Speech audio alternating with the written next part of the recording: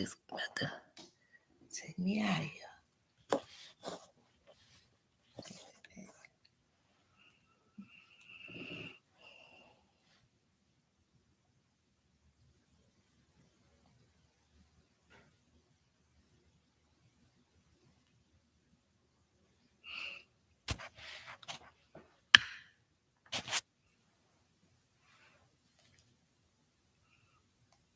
Good evening, good evening. We are here. We apologize for the delay. Come on in. Take a seat.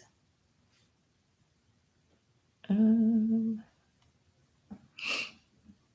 get started in just a moment.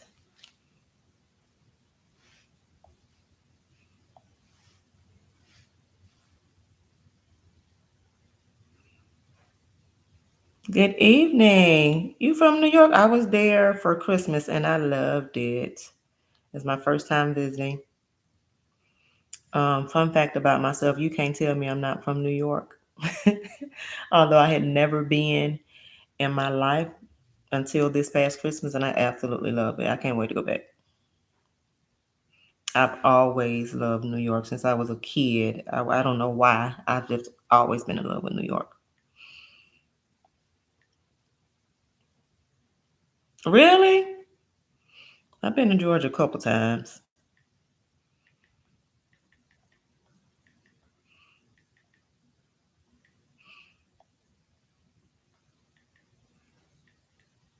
I'm just sending out notifications. I know we were a little delayed because of some technical difficulties, but we're going to get it together.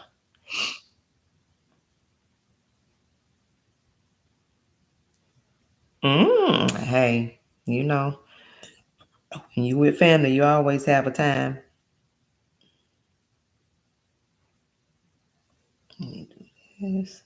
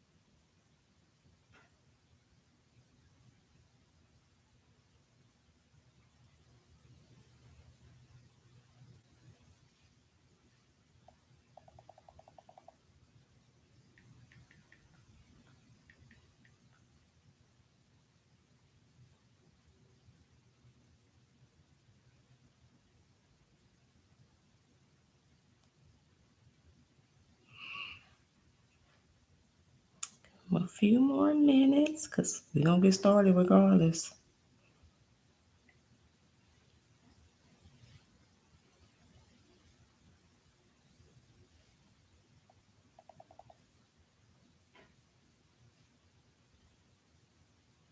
Okay.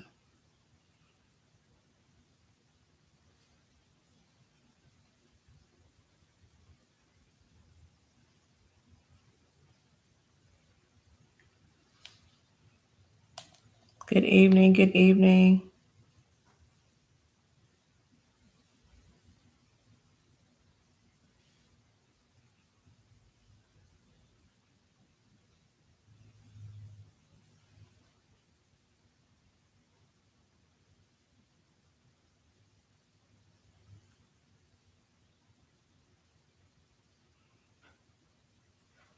Come on in, introduce yourself, tell us where you're from.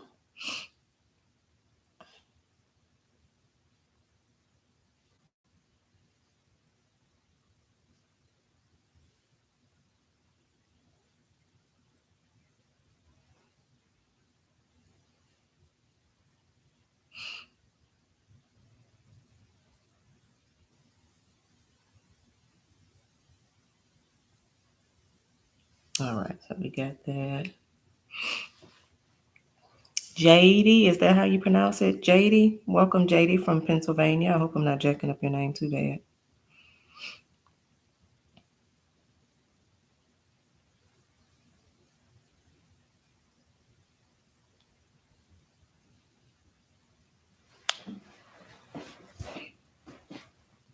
Okay, good. All right. So we're waiting for a few more people to join. I just sent out an email. You guys may have gotten it as well. YouTube was trying to be a hater, but we pushed through. We persevered and we're here. Let me know if the volume is okay for you guys. Can you guys hear me well? As y'all can see, I'm comfortable. And I'm ready to teach. I like to be comfortable. Y'all get comfortable, get you something to drink. Make sure that you have your pen and your pad ready. All right, good, good, good. Thank you, ma'am. Make sure your volume is good. Make sure you got something to write with, take notes. Because we have quite a bit of information that we are going to share. And I'll just give them a couple minutes because I just sent out the email. I want to make sure that everybody has a chance to join since we were tardy on my account. So I don't want to get too far ahead and then have them not be able to join in.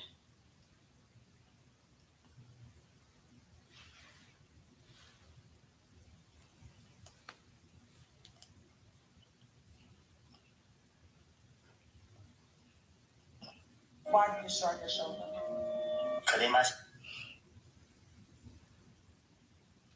Here.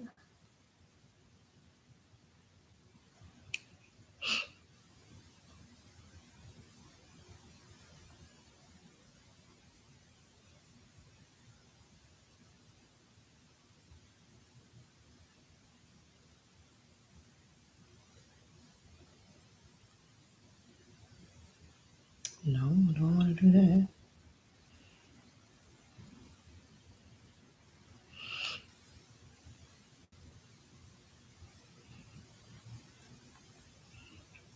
Time is it? We'll get started. I'll say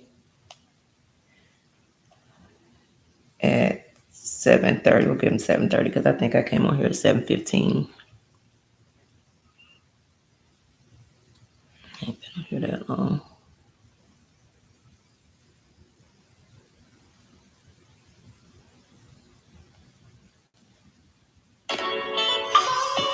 No, that's not what I asked you to do.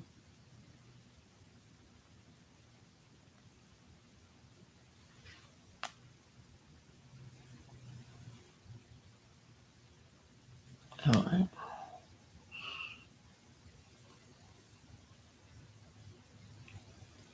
My son. Okay.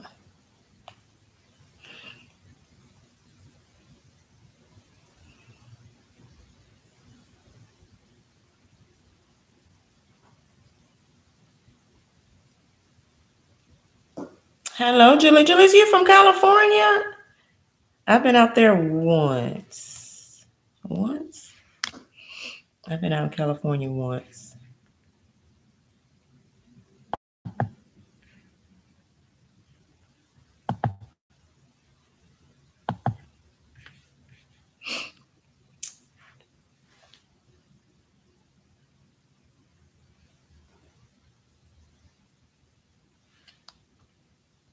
All right, there we go. Okay, we have 5 more minutes. Y'all get y'all a snack, get you something to drink. Make sure you have a pen and pad or your iPad, something to take notes with. And we're gonna get started. I was a little delayed. I apologize for that. Because YouTube was trying to be a hater.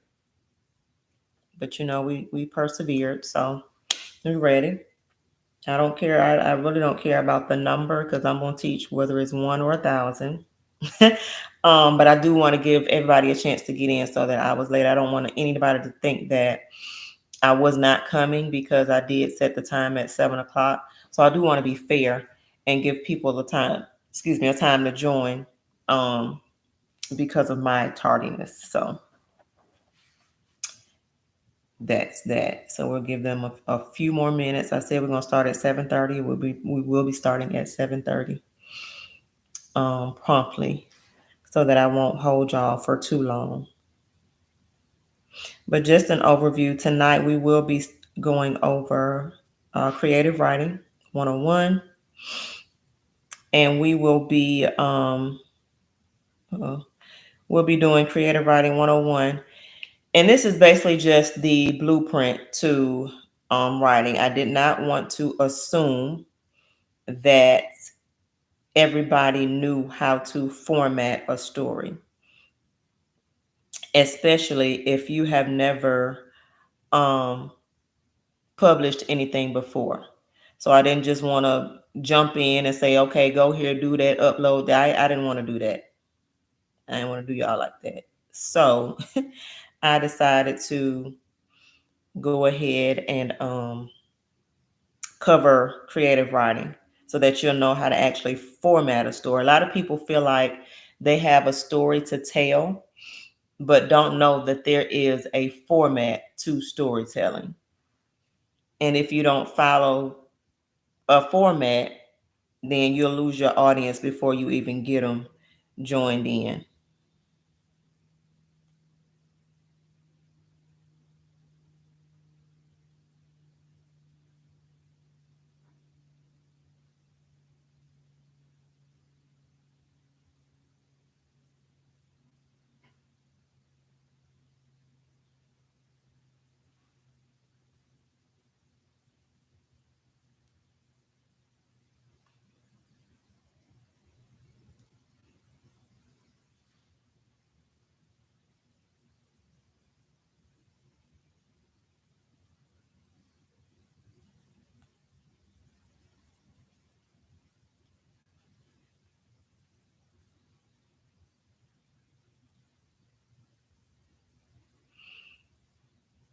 Yeah, 2 minutes, and we're gonna get this show on the road.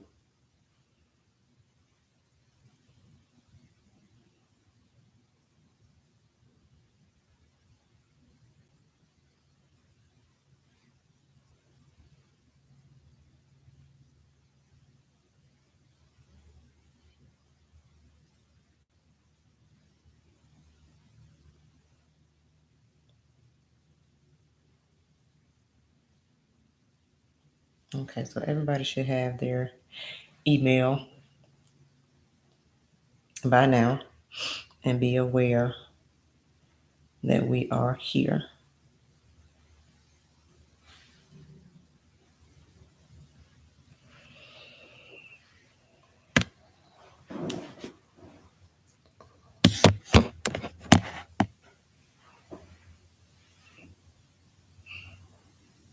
Okay, them they last little 30 seconds.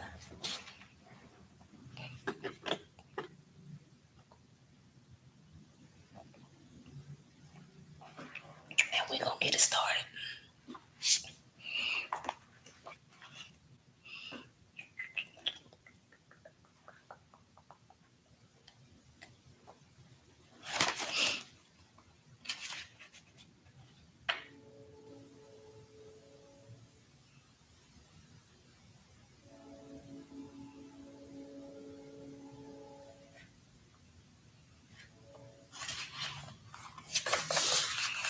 All right, let's do it. So, for those of you who may not have caught the streams on TikTok, my name is Sophia Latrice. I'm a teacher, coach, mentor. Um, I have almost 10 years experience in self-publishing. I self-published my first book in 2016, which I was able to write, edit, and publish in 14 days. I was able to do this because I was prepared. The reason why I was prepared was because I was prepared, and also I set my behind down somewhere. And I actually, that was all I did for the most part for 14 days. But I was prepared because I took a class similar to this. It was a web class. This is before they were real big on live streaming. But I took a web class which was done by phone. You had to call in to access the class. And some very generous ladies walked us through how to self-publish. Back then, the company that I used was called Create Space. With Create Space, you could upload your work basically for absolutely free. They didn't charge you to package the book. They didn't charge you shipping fees on the book. I don't believe that was charged to the customer, but they did charge you a small portion in order to get the book out, which was a very lucrative investment. You also had the option to buy your books in bulk to sell them by hand if you wanted to do that. Since then, Create Space was sold to Amazon, and that's who I use now. I use Amazon, or it's called Kindle Direct Publishing through Amazon, and that's who I use to self-publish all of my books now. The reason why I do it, and that's what I'm going to teach you all how to do, that's the only resource that I use currently. The reason why is because it's convenient.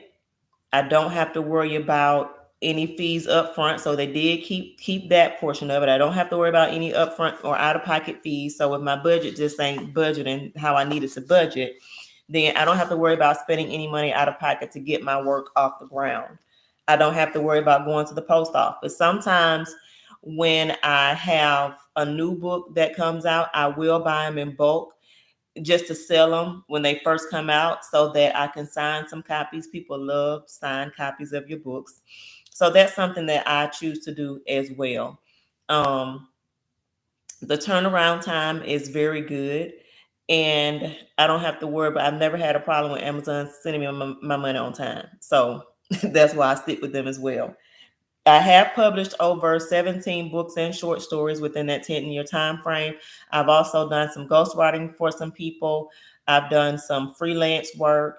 And something that I didn't share with y'all, I forgot, this particular book here, which was my last book that I published, the trailer for this book was actually a movie trailer. So I had some work in doing that, and I'll share that with you guys when we talk about marketing.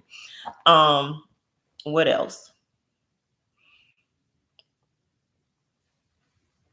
I think that's about it as far as my background. I pretty much told y'all. The reason I'm here is because we want to get you published ready in 6 weeks. Again, if you have all the information, you shouldn't have a problem publishing. If you're ready, you shouldn't have a problem publishing your book in 6 weeks, but you need to be ready.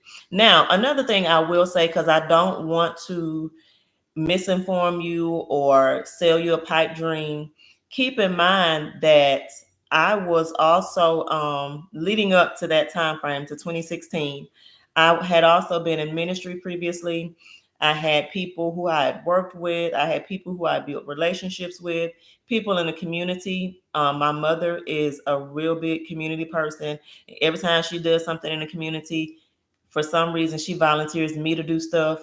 So I was able to build a community of people to follow me. So when I put that book out there in 14 days, they were already they kind of had confidence in me. They believed in what I was doing because they knew me, so to speak. They had worked with me. So remember that as well.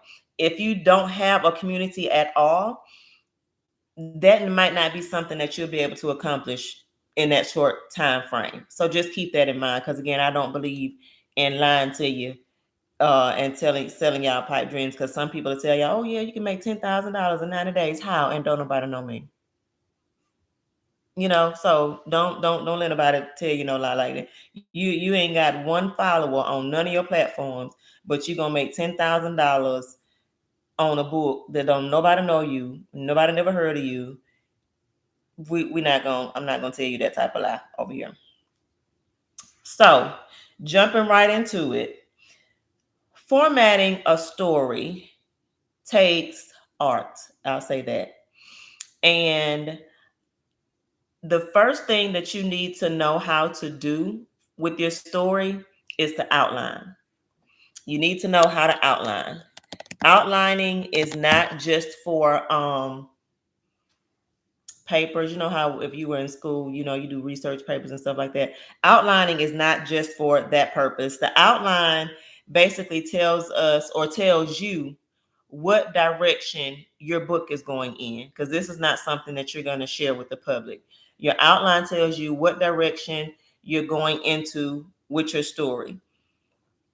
Think of it as just like a carpenter has a blueprint when he or she builds a house. That's what your outline is. It's the blueprint to your story. Your outline is the blueprint of your story. It should have three main parts. The three main parts of your outline should be your title, it should be the body, and then you should have a conclusion. Now, note, your outline should never be written like they say you don't do math and pen, because sometimes you have to erase. Your outline will not be set in stone. This is something that you can change as the story goes along. It does not have to be permanent. You can change it at any time. Your outline just again gives you direction as to which way you want to go with the story. And we're going to break down the three parts of the outline.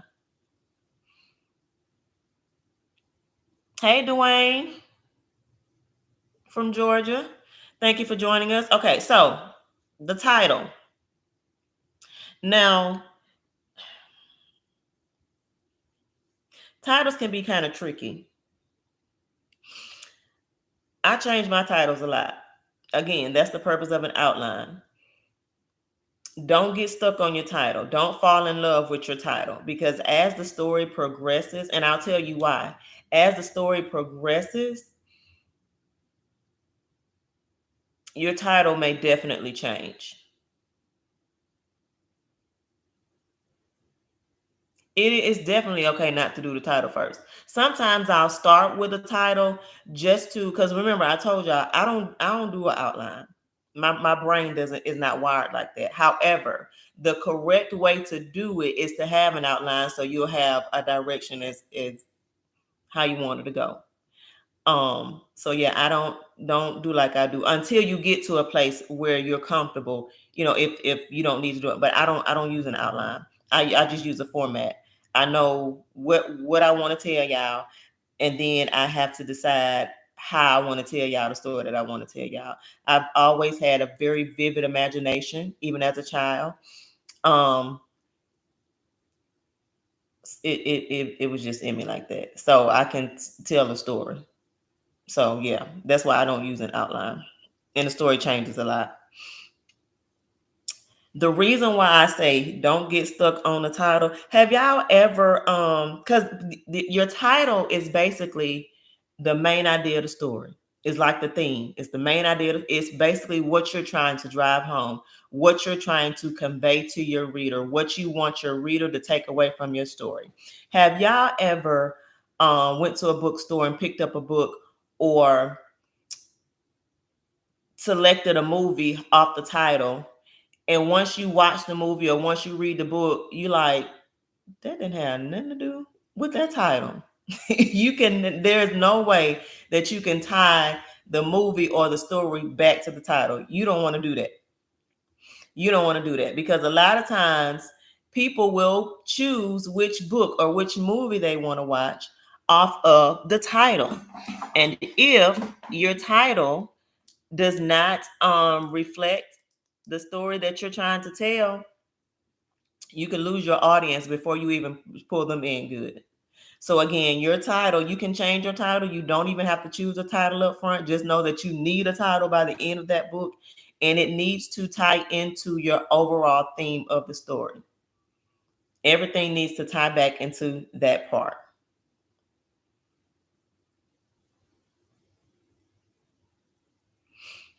All right. So the next part of our outline or our body is our introduction. Your introduction is just like I did before. It gives a background as to what you plan to discuss. Again, everything is gonna tie back into your title. Your introduction is gonna give us the background into what you plan to discuss. It introduces us to your story. Yes. Well, the introduction is a part of the outline. The body is a part of the story, if that makes sense. So you got your outline. In your outline, you're going to have your title, your body, and then your introduction with your conclusion. And we're just going over the parts of it. So the first thing you want to do is introduce us. Your introduction is going to come before your body. So your introduction is a segue into the body. So really they go hand in hand. You know how when you're having a conversation with somebody come up to you and they start talking, right? And you listening to them and you start to think, I have absolutely no idea what they're talking about. It's like they put you in the middle of the situation and they didn't tell you how you arrived at that point. That's not what you want. That's the purpose of your introduction. Your introduction is so that you don't put your reader in the middle of the story and have them completely lost as to how they got there. You don't want your reader to be like, how did we end up here? You see what I'm saying? So that's the purpose of your introduction. Your introduction is the segue into your body. Your body, which is the next point, is where we get down to the nitty gritty. That's where we get into the meat of potatoes and potatoes. That's where we start telling what happened, when it happened, how it happened. That's the body. Your body is your actual story.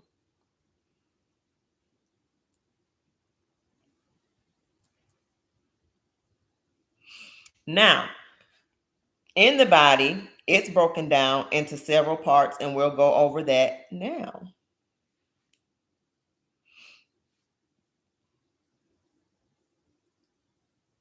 So, in the first part of the body is going to be your plot.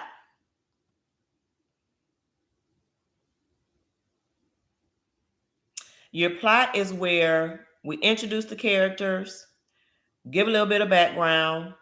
We introduce you to the conflict or the problem of the story. We let you know what's going on.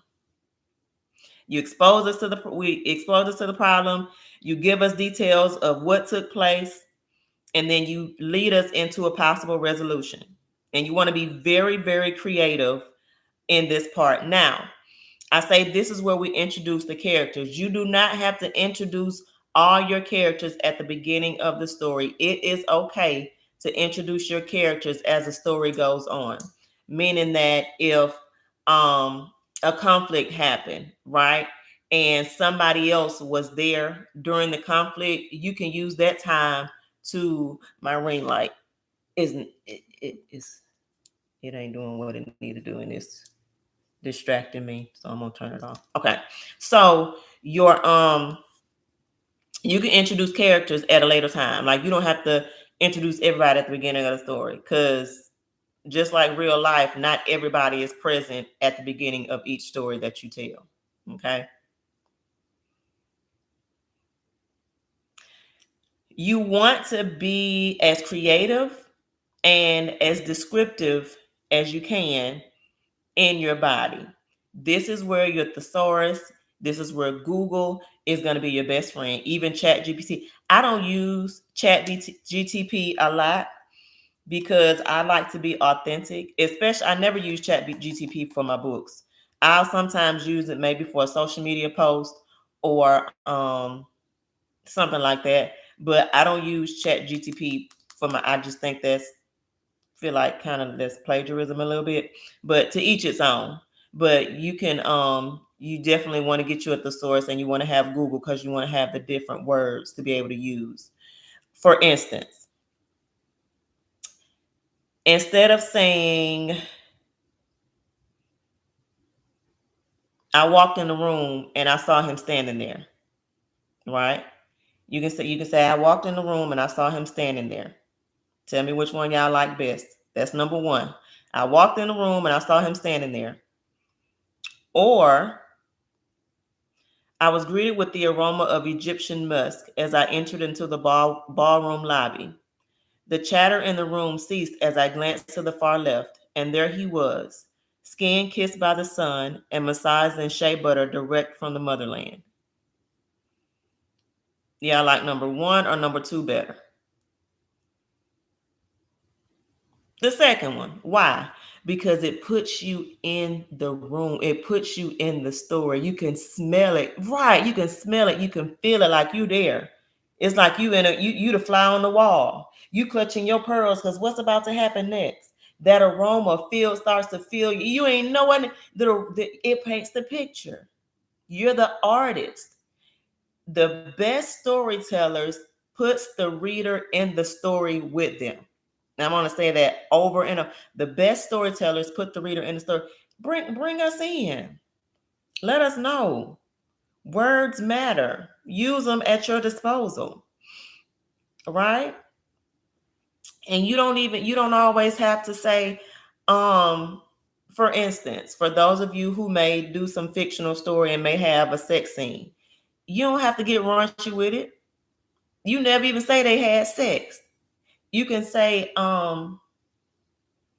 he pressed his member against my thigh, right?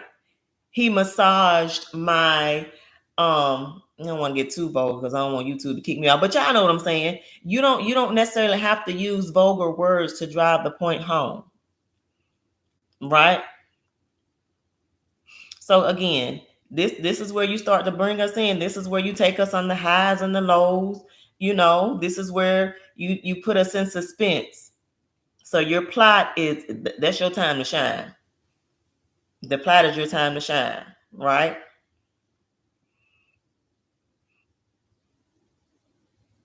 Yeah, you don't have to, girl. You don't have to get too vulgar. There are words. Your words are, as a writer, words are your best friend. You have to think of ways to say something without saying it. For instance, I want to, because I kind of skipped past a little bit. For instance, when we were talking about introduction, right? And I told y'all your introduction should tie back in to your title. I think I changed this. I don't know how many times. This book is called It's Complicated, right? The last line of my introduction, and again, this is my first novel. This is my first novel. Knowing what I know now, I probably would change the title of this book because I'm more advanced. If I were to rewrite this book, I would probably title it, and when it comes to love, it's complicated. Because the last line of the intro, it says, "For me, all love has ever been and would ever be and will ever be is complicated." See how that works? Title of the book.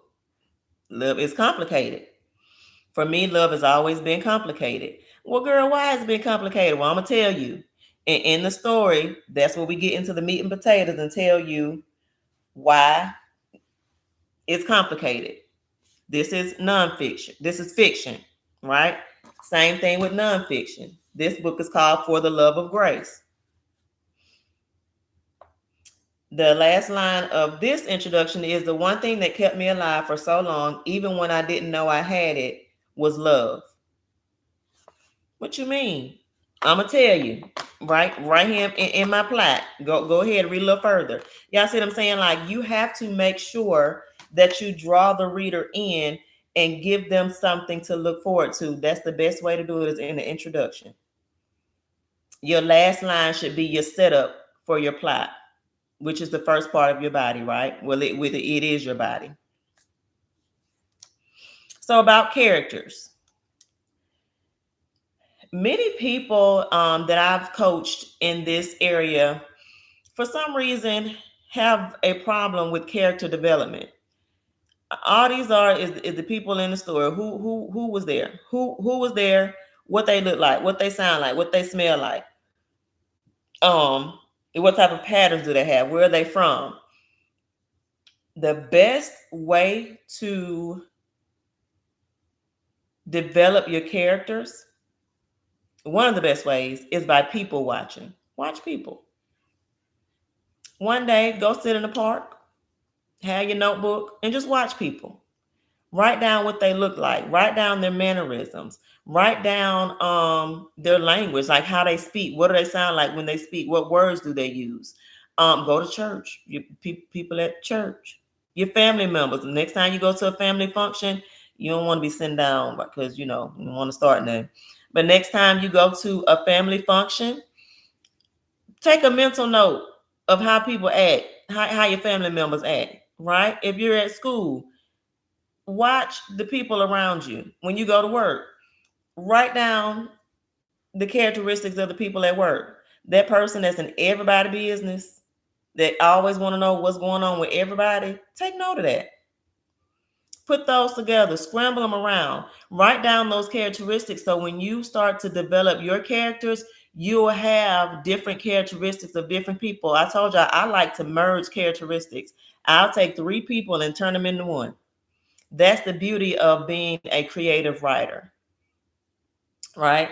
So yeah, people watch. If you're an introvert like me, you don't really talk a lot. Sometimes I take my book and act like I'm reading, but I'm really seeing what's going on around me. I'm really watching people to see what they got going on so that I can take it back and use it to my. Now listen, if you're going to take characteristics from your family member, don't use them people real name. Don't do that. Don't make it so close to a person in your real life to when they reading the story, they like, she talking about me or he talking about me. Don't do that. Let's not do that. Let's not end our career before we started good. Okay. Y'all keeping up with me so far? Let me know if I'm going too fast. I'm just saying, Eric, we do not want. Do not pull a best man. Please do not pull a best man. Don't do that. Don't. We don't want nobody being thrown off the balcony. All right. The next part is your setting. Your setting. This is basically where you tell us where you are, what it looks like again, what city, state, country, continent you're on. Again, you want to be very descriptive. What does it sound like? What does it look like? Who is there with you? Is it indoors or outdoors? Are you on land or on the sea? Those are the parts of your setting. I remember I used to watch what was it? Was it The Young and the Restless? I think it was The Young and the Restless soap opera. This we used to call them the stories with my grandmother when I was a kid. And they used to always talk about Genoa City. And Genoa City. And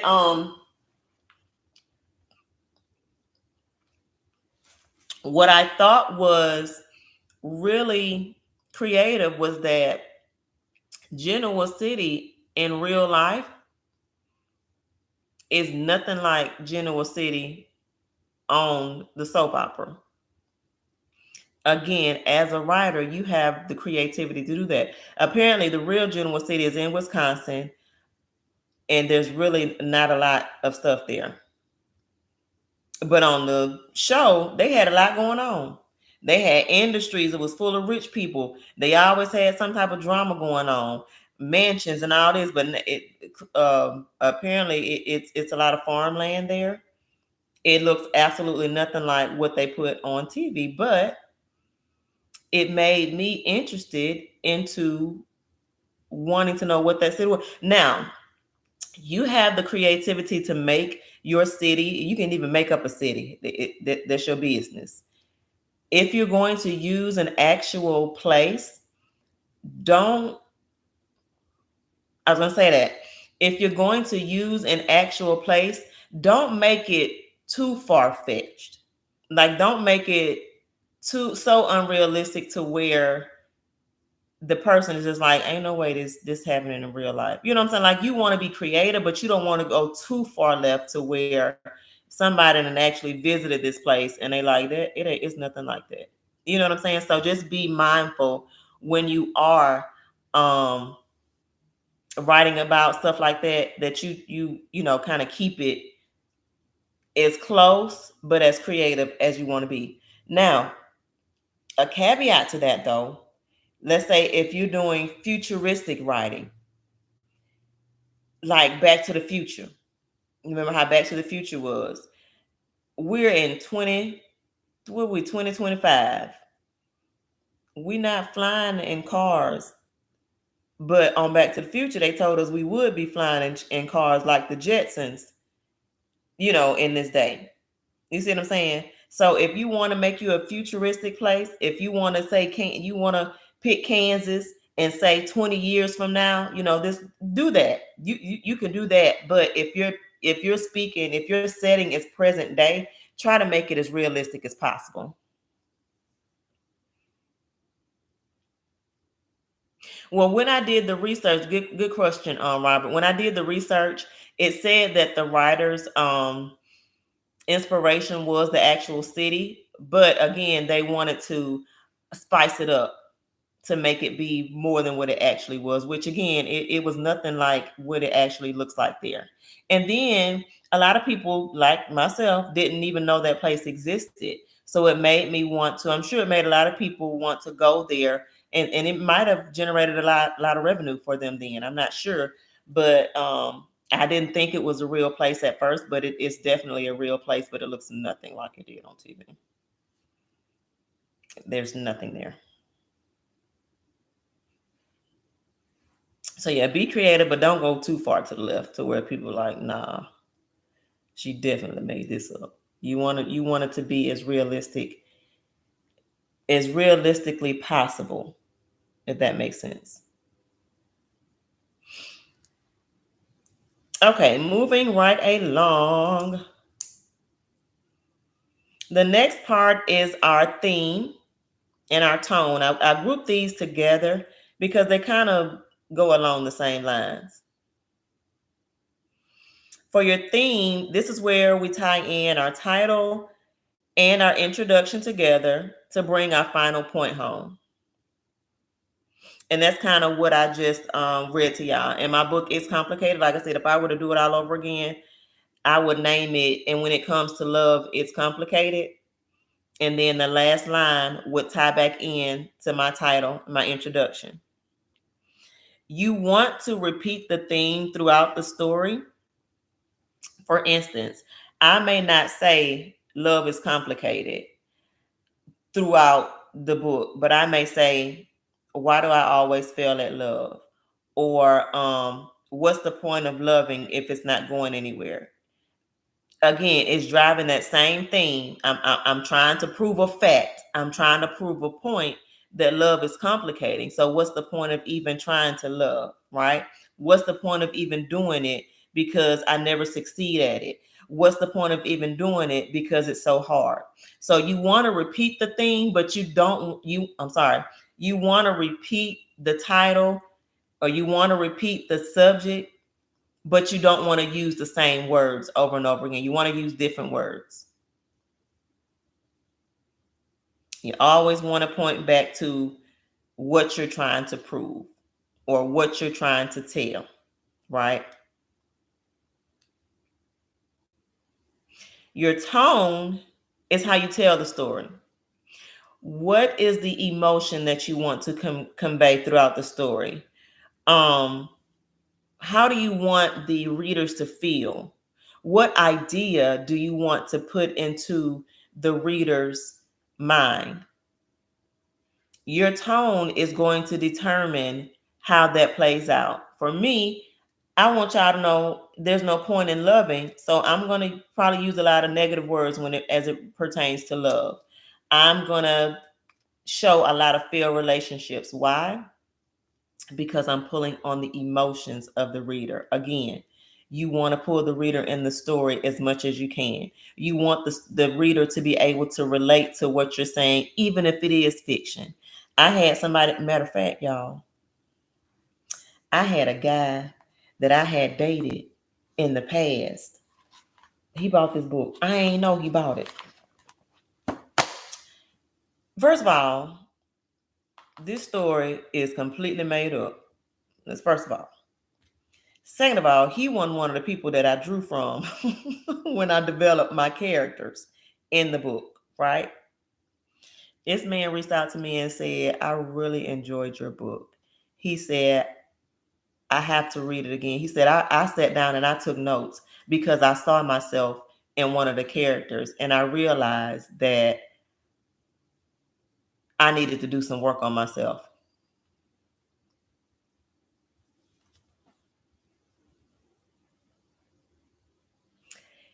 If you tell the story to the point, again, it's completely made up.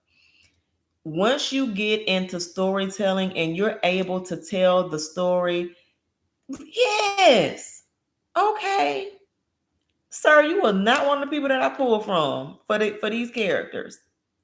But it made me understand in that because I didn't, y'all. I was just doing something. Like I said, the rent was due and I needed to pay my rent. And this paid my rent for a whole year or so, right? Without me having to work. I'm just trying to pay my rent. But it made me realize the importance of being able to tell a good story, the importance of character development, right? When you play on people emotions, that's what pulls most people in. That's what gets us riled up on social media. That's what gets us started in doing community activities. Pull on their emotions. You got to get them emotionally involved in those stories. Help them see themselves, even if they don't change. Help them see themselves in that story. Again, bring them in. Instead of saying, hey, I walked in the room and I saw him standing there. The smell of his cologne drew me closer to him. Name the cologne. She might know somebody that she used to date in the past. They used to wear that cologne, and now she there. She hook, line, and sinker. Now she want to know more about this man because you say this fiction, but this may be about somebody that you see what I'm saying. So hey, bring them in. Use your tone. Use your words. Get you a thesaurus and Google. Those gonna be your best friends. Chat GPT if you into that. But your theme and your tone are going to be what pulls them in, what captivates them, what make them want to be inboxing you saying, hey, when you write the next book, or when the next time, what can we expect? They're going to want more. They're going to want more.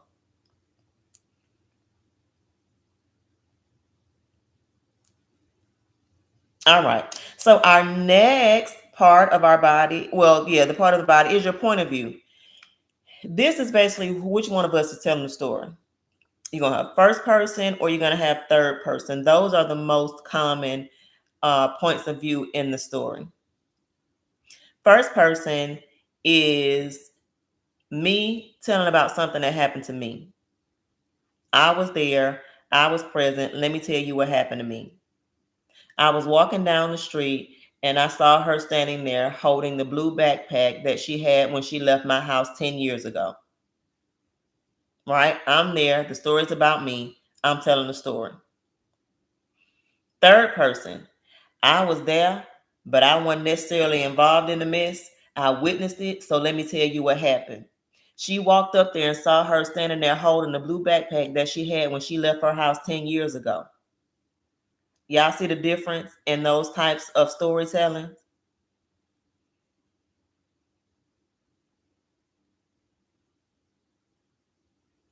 So again, first person, I was there. It happened to me. Let me tell you what happened. Third person, I was there. I wasn't involved, but let me tell you what happened. Right? That's the gossip. I ain't want to gossip, but you ain't so you ain't heard it from me. That's third person. Okay. Um, yes. Yes. Um,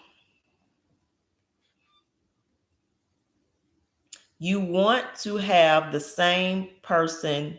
Okay. Let me break it down like this.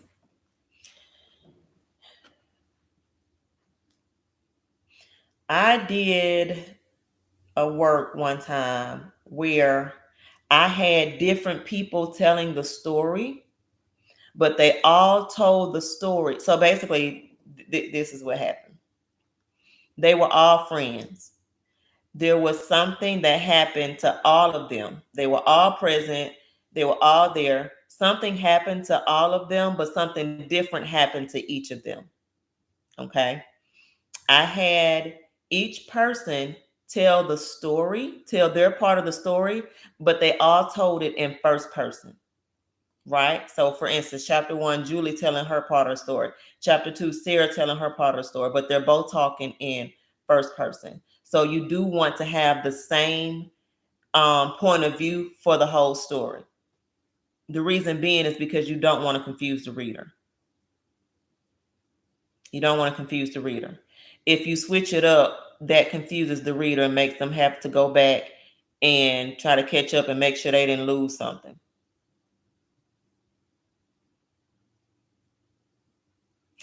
Now, I will say this though.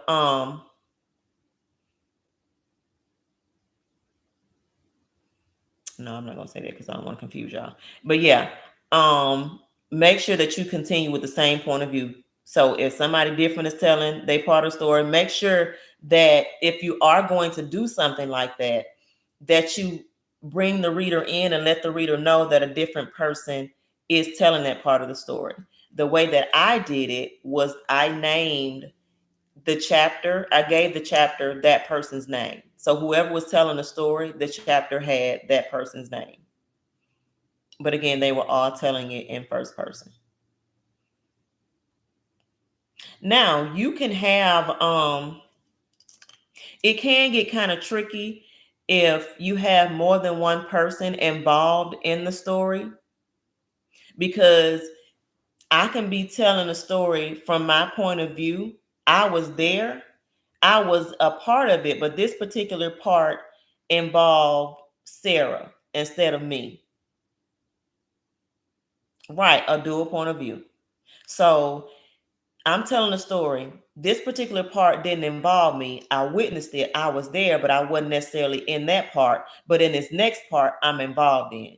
So you can have the reader in first person. You can have them speak in both first and third person, but the main point of view is going to be first person.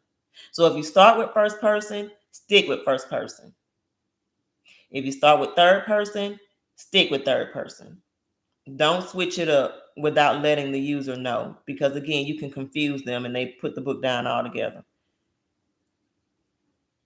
Those are good questions.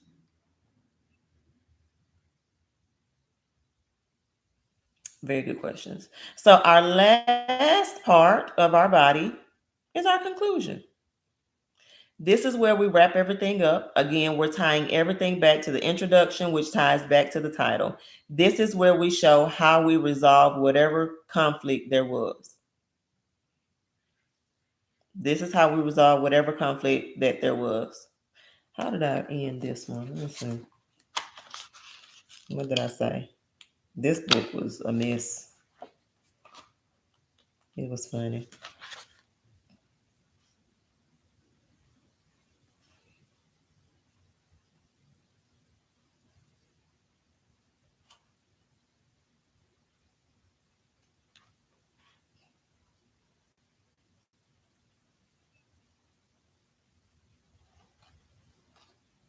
Oh, this is the last part. What did I?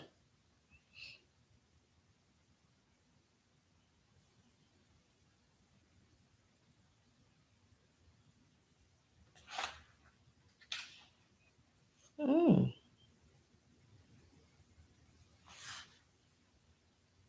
I don't remember putting that in the hold up, y'all.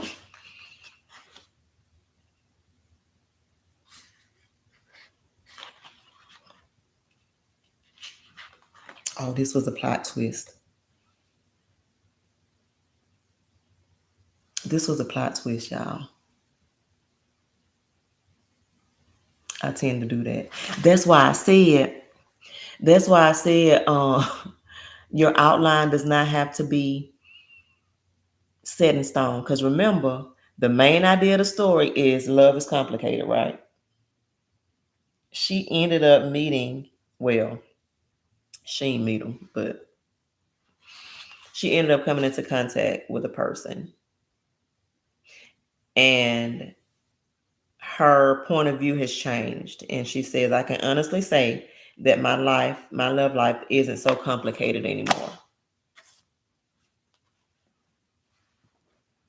I ain't remember that I did that. Okay. I also, y'all, don't usually go back and read my books. That's was something I said I was gonna start doing. I don't go back and read my books once I publish them.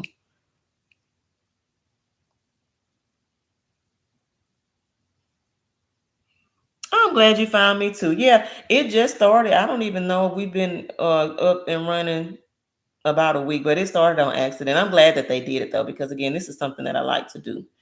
So yes, I'm glad you found me too. Well, this is my first book. This was written back in 2016, and I forgot how it had ended. Because again, I don't I'm finna read this though tonight. Watch. Um, so the whole thing was she was never good at love. She always felt like love was complicated because it just never worked out for her. But she ended up, and that was the point that I was trying to prove throughout the whole story, that love is complicated, so there's no need in even trying. But for her, things changed. So her theme changed. My theme changed. My story changed. I had the right to do that because I have creative control. A publisher would have probably told me, let's keep it. Let's keep it like this. But because I have creative control, because I self-publish, that's something that I was able to do on my own. So I was able to fix it up how I wanted to fix it up. So yeah, the conclusion is the conclusion of the matter. It ties us back. Again, you can change it, do a plot twist like I did, or you can keep it the same. Whatever point you're trying to drive home, even if it does change, though, even it my theme changed, right? It changed. The point I was trying to prove changed. However, it's still tied back in because it's still talking about a complicated love. A complicated love, which is for her, is not so complicated anymore. So, great question, Diane. Um, I have loved reading and writing, honestly, since I was like 3 years old. I remember like my first book, it was a Care Bears book. My mama bought me a Care Bears book, and I read the story, and I didn't like how it ended because I didn't want it to end. So I told y'all I've always had a very creative, very vivid imagination. I've always been able to make up stories or change things. I ain't crazy or none, y'all don't. Not like that. But I've always been able to like create a different type of resolution if something didn't end how I wanted it to end. Now later on, I did find out through therapy that it was initially a trauma response. It was definitely a trauma response. Me liking to change stories or make it end how I wanted it to end. So that was that. So I have all from since I oh girl, as far back as I can remember, I've always loved reading. I've always been very gifted when it comes to writing. I've always been very gifted when it comes to writing because, again, I have a very vivid imagination. I was very smart kid. Again, I told y'all I got that book when I was 3, and I was able to read that book at 3 years old. So I was very smart um, at a young age, and that's just something that I like to do. I love to read. I love stories. I love creativity. I love fiction, sci-fi movies, and stuff like that. So it was just a natural passion that I had. Um, And there's a special gift that I learned that I had with words. So, yeah, it was that too. So, good question.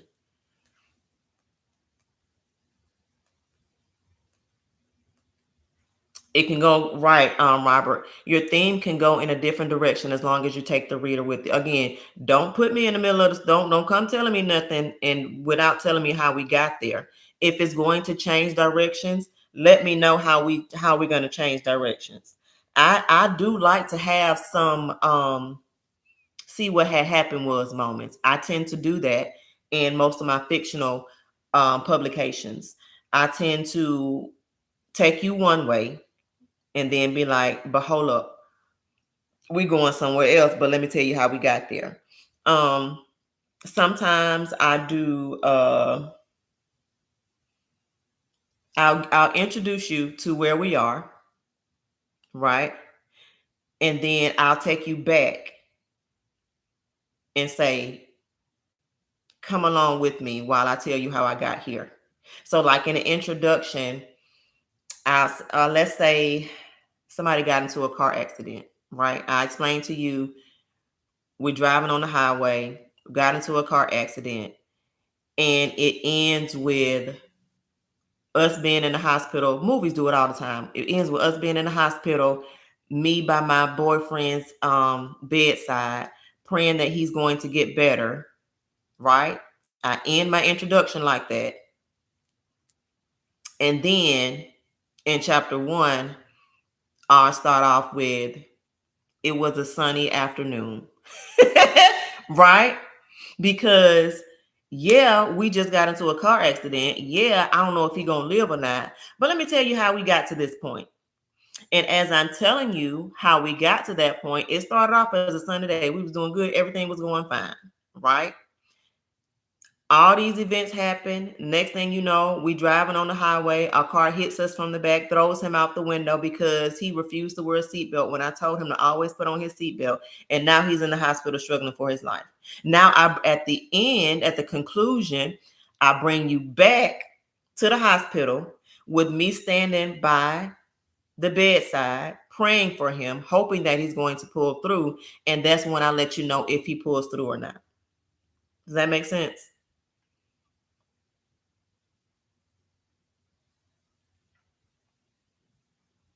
Hey, Yolanda from South Carolina. That makes sense. So, yes, you can definitely change the direction of the story at your leisure. But again, let us know how we got here. Let us know how we got here. And I find that you'll be able to find your audience, and we'll talk about that again. You'll be able to find your audience and know what they like, what they're into. Um, some books that people might enjoy more than others, and you'll be able to do your analysis on that. Some parts of the book may stand out more to other people. So yeah, you'll learn how to do all of that when you build your audience, when you start putting your works out there. How many of you have actually started writing? How many of you have put something out there, even if it was maybe a poem or something? How many of you have introduced people to the fact that you're an actual writer?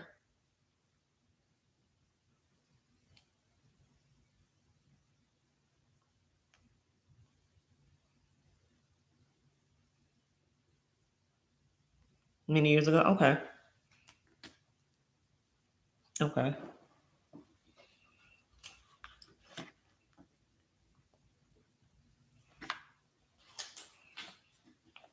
A lot of stuff I was made to do. I grew up in church. You know, when you grow up in church, they're gonna make you do something. You're gonna have to stand up, say an Easter speech or something. At some point in time, you're gonna get up in front of the church to talk to people. So that was one of the ways that people kind of knew that I had a gift. Share it with your family. How did that go? What was the response from your family? And the reason I ask is because sometimes your family can be your biggest haters. So how did it go from your family? My family was supportive. Um,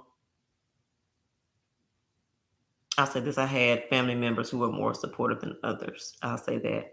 People say that a lot of times their family is not as supportive, and I have found that strangers have been more supportive, and that's fine. That's okay because that's who you want anyway. You want the honest opinion of an organic audience. So there's absolutely nothing wrong with that at all. I'm just curious because a lot of people say they don't get the support from their family.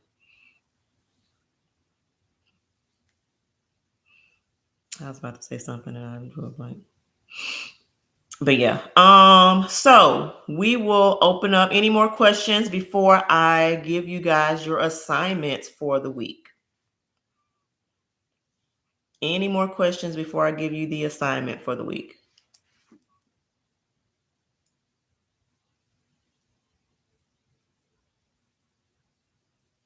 Yes, introduction.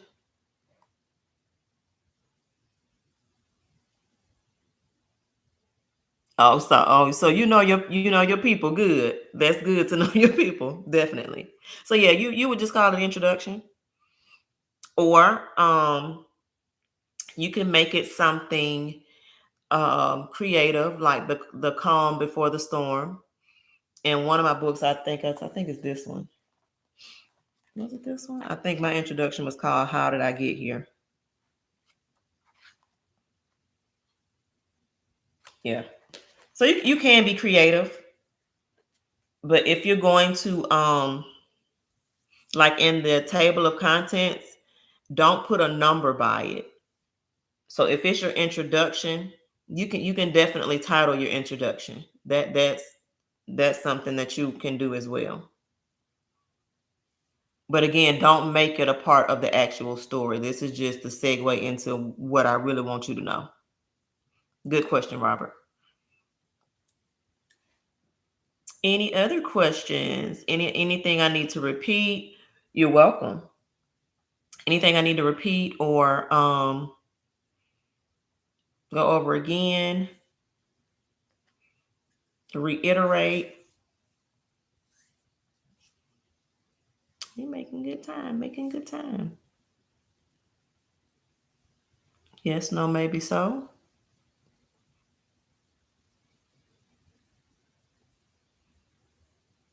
All right, cool. So for our homework, we will be, well, you will be doing an introduction, an outline. You're going to be doing your outline. Now, the purpose of this assignment is not for your actual work unless you're actually working on something. The purpose of this assignment is so that you know how to do an outline when it's time to do one. So I want you guys to complete an outline. We talked about the different parts of the outline. You should have taken notes so you have those down. I want you to create an outline.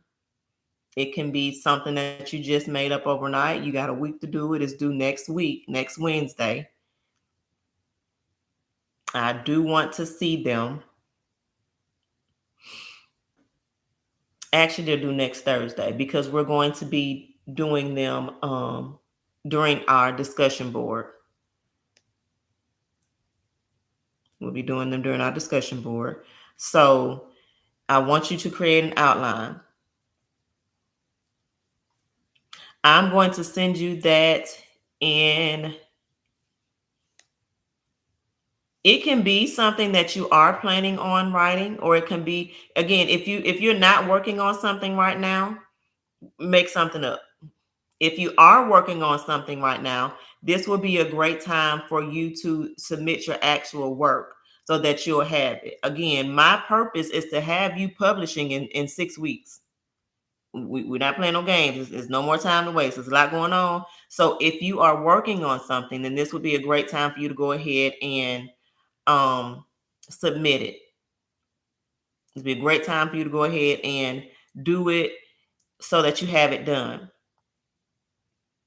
I'm going to send you an email with the details, Erica, because I'm trying to see how I want it to be submitted so that everybody will have the capability to do so. I don't want to be, again, naive to think that everybody has a laptop, or you see what I'm saying? So everybody is able. So I want to make it as accessible as possible. But then again, if this is something that you really want to do, then you'll find a way to make it happen. I also believe in that as well. So Give me till tomorrow and I will send out the email telling you how to submit or how we're going to do. But I do know that we're going to do some. For those of you who feel comfortable, because I'm not going to make anybody do anything, for those of you who feel comfortable, we can discuss it and go over it during our discussion board on TikTok next Thursday, because I want to give y'all time to do it. So your outline is due by next week. And again, I'll send all the details. I don't want you to wait until, matter of fact, you're not gonna be able to wait till Thursday because I want to see it before then. You won't be able to wait till the day of to submit it because I want to see them. I want to see them. I want a chance to look over them and make sure that you're actually doing the work.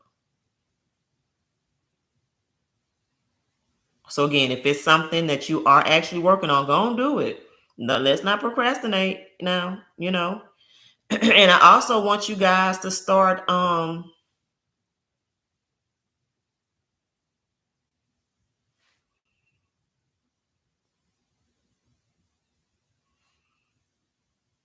on your outline, you're not going to actually tell the story. You'll give a brief synopsis of what's going to happen during that story. So, again, for your introduction, you just write 1 or 2 lines.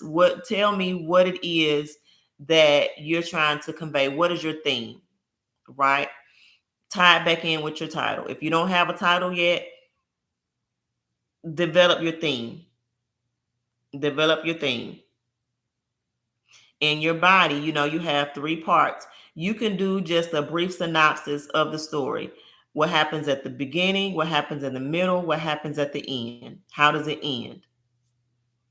Because remember, your body is really the main part of your outline. In your body, you're going to tell me the plot. What happened? Sarah went to jail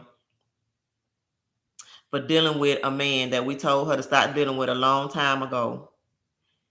And now she's going to have to spend the rest of her life in jail. Cool. That's the plot. Now, all you got to work on is telling me how she got there. Because how she ended up back with this man, if y'all kept telling her not to be with him, how she go back and why she in jail. If he's somebody that she shouldn't, you see what I'm saying? That's something that you would have to develop in your story. But in your body, you want to tell me what happened. You don't want to give me all the details because that's something that you're going to work out in the book. But all I need to know is Sarah went to jail. The reason why Sarah went to jail is because she was dealing with somebody she had no business dealing with. Now she's serving time for the rest of her life. Right? I know by reading that there are some bits and pieces that are missing. Right? But that's something that you would lay out in the actual story.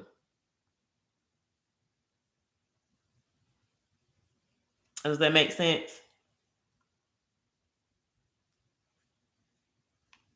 That's something that you're going to lay out in the actual story. So I don't need to know all the details in the outline of how. I just need to know the main idea. Sarah locked up, y'all. Sarah is locked up.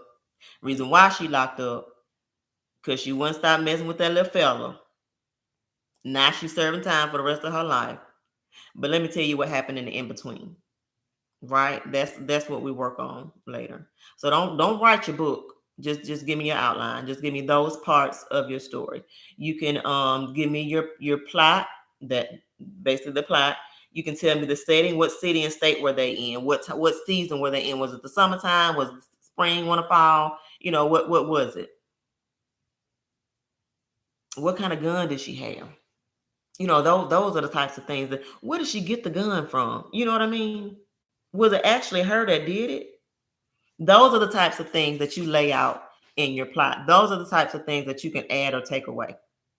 That was a great question, Erica. Great question. Any other questions before I let you guys go for the evening? Again, I will send you the update on how to submit it. I will send you the update on how to submit it by tomorrow, because I want to make sure that everybody, which will probably just be by email. It's probably be the easiest way. But okay. If all hearts and minds are clear, remember we will do our discussion board on TikTok live on tomorrow at 8 p.m. I think. And if you have more questions about your outline there, or if you start doing your outline and you get stuck, those are the types of questions that you'll be able to submit on TikTok live. On TikTok, I can bring you guys, if you have enough followers though, I think I'll be able to bring you guys up on the into the live so that you'll be able to talk and stuff like that. Again, if you have enough followers, if not, that's fine. I can read real good. So you can just type your question in the chat and then we'll go over there. We'll go over it that way. All right. So good class tonight. I feel like we made good time again. I apologize for my tardiness because YouTube was trying to be a hater, but we're up and running again. If you are working on something, design your outline around that. Design your outline around that. Nobody else besides me is going to see your outline. I don't steal. I don't play that. I despise thieves, so I don't steal. You don't have to worry about that. What I will do is critique you and make sure that you are along the right lines. Make sure that you're following in with your theme. If you have a title, for instance, and it's not coinciding with your theme, those are things that I will let you know. I will give you suggestions on what you can do to make it tie in close together. So it's best if you are working on something now, because we might not do this again free later on in the future. Take advantage, but don't take advantage of me, if that makes sense. Take advantage of this opportunity now. So don't just throw something out there because you know, I'll look at it and I will give you an actual critique to tell you, if you need to change up something, if you need to rearrange something. So I will offer that to you guys during this course. All right. So that is all that I have. Thank you guys for joining me tonight. This will be up. I think we're going to keep this up for people who to come back and rewatch. If you didn't get a chance to jot down your notes or what have you, and you need to go back and rewatch, get definitions. Something else, you're very welcome, Diane. Something else that I want you to work on is learning how to use the thesaurus and Googling. Learn to read through the dictionary, learn you some new words so that you can learn how to develop these characters and be more descriptive in your writing. Remember, we want to bring the reader in the room with us. We want them to be able to smell the fragrance. We want them to be able to feel the sun pressed against their back, right? So those things. Anyway, good night. Y'all have a good night. Pray before y'all go to sleep. And I'll see y'all tomorrow on TikTok.